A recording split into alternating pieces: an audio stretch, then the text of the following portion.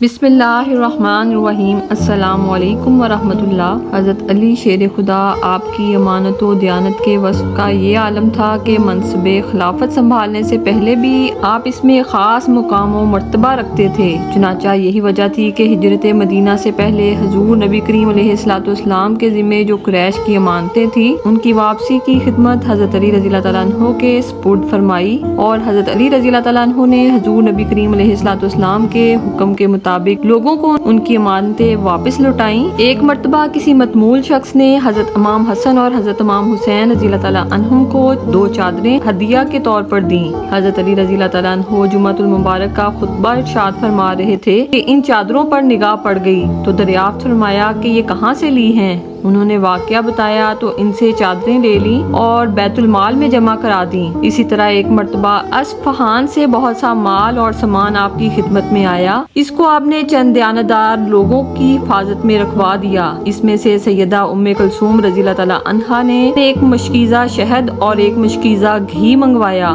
حضرت علی رضی اللہ تعالیٰ عنہ نے جب آ کر سامان کی گنتی کی تو مشکیزوں کی کمی پائی۔ آپ نے اس بارے میں پوچھا تو حفاظت کرنے والوں نے کہا، آپ ان کے بارے میں ہم سے بات پرس نہ کریں، ہم ان کو لا دیتے ہیں۔ آپ نے فرمایا تمہیں اصل واقعہ بیان کرنا پڑے گا۔ چنانچہ انہوں نے کہا، ہم نے سیدہ ام کلثوم رضی اللہ تعالیٰ عنہا کے پاس بھیج دیا۔ آپ نے ارشاد فرمایا، میں نے تو یہ حکم دیا تھا کہ مسلمانوں کو تقسیم کر دو اور تم نے ام کلثوم رضی اللہ تعالیٰ عنہ کو دے دیا۔ چنانچہ اسی وقت وہ مشکیزیں واپس منگوائے اور ان میں جو کچھ استعمال ہو چکا تھا اس کی قیمت لگوائی تو معلوم ہوا کہ 3 درہم کی کمی آئی ہے۔ اس پر سیدہ ام کلثوم رضی اللہ تعالیٰ عنہ کے یہاں سے 3 درہم واپس منگوائے اور مشکیزوں کو تمام مسلمانوں پر تقسیم کر دیا۔ اسی طرح سیدنا علی المرتضیٰ رضی اللہ تعالیٰ عنہ کی دیانت کا یہ حال تھا کہ ایک مرتبہ آپ کے پاس اصفہان سے کچھ مال آیا جس میں ایک روٹی بھی تھی۔ آپ نے مال کے ساتھ روٹی کے بھی 60 ٹکڑے کیے اور ہر حصہ پر روٹی کا ایک ٹکڑا رکھا، پھر قرہ ڈال کر تقسیم فرمایا۔ اسی طرح ایک دن بیت المال کا سارا مال تقسیم کر کے اس میں جھاڑو دلوائی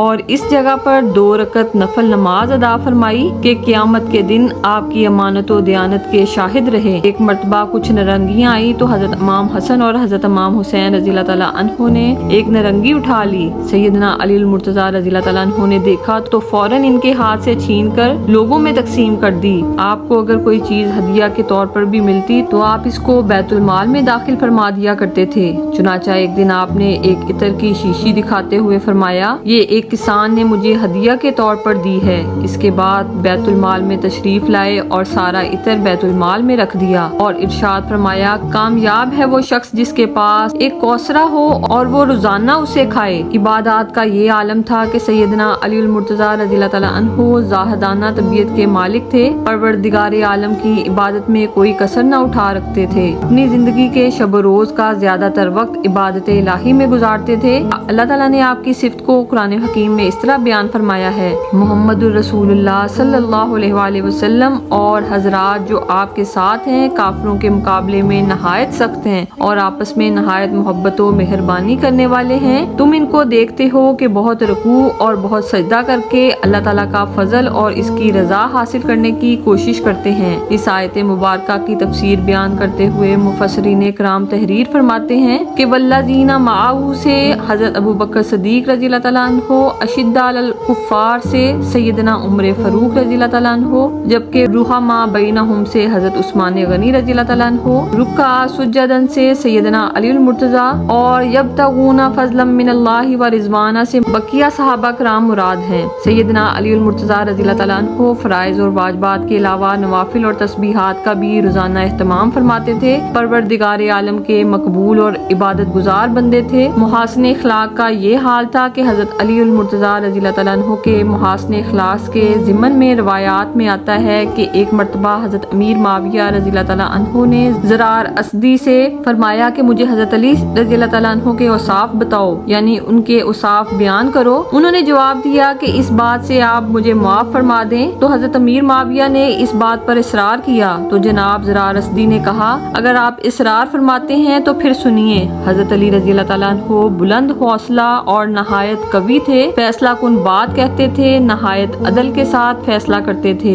ان کے ہر حرف سے علم کا چشمہ پھوٹتا تھا، ان کے تمام اطراف سے حکمت ٹپکتی تھی، دنیا کی دل فریبی اور شدابی سے وحشت کرتے اور شب کی وحشت سے لگاؤ رکھتے تھے، بہت گریا کرنے والے اور بہت زیادہ غور و فکر کرنے والے تھے، عام لباس اور بچا کچا کھانا پسند کرتے تھے، ہم میں بالکل ہماری طرح گل مل کر رہتے تھے، ہم جب ان سے سوال کرتے تو ہماری بات کا جواب دیتے تھے اور جب ہم ان سے انتظار کرنے کی استدعا کرتے تو وہ ہمارا انتظار کرتے اور اپنی خوش اخلاقی سے ہمیں اپنا گرویدہ بنا لیتے اور خود بھی ہم سے قریب تر ہو جاتے، لیکن اس کے باوجود اللہ کی قسم ان کی ہیبت سے ہم ان سے بات نہ کر سکتے تھے، وہ اہل دین کی عزت کرتے تھے، غربا کو اپنی قربت عطا فرماتے تھے، کبھی کو اس کے باطل میں حرص و لالچ کا موقع نہیں دیتے تھے، ان کے انصاف سے کمزور کبھی نا امید نہیں ہوتا تھا۔ حضرت علی شیر خدا کا فرمان ہے، بندہ صرف اپنے رب سے امید رکھے اور اپنے گناہوں کی وجہ سے ڈرتا رہے اور جاہل علم کے بارے میں سوال کرنے سے نہ شرمائے۔ اللہ کریم ہمیں ان کے نقش قدم پر چلنے کی توفیق عنایت فرمائے اور اہل بیت اطہار کا ادب و احترام کرنے کی توفیق عنایت فرمائے، آمین۔ جزاک اللہ خیر۔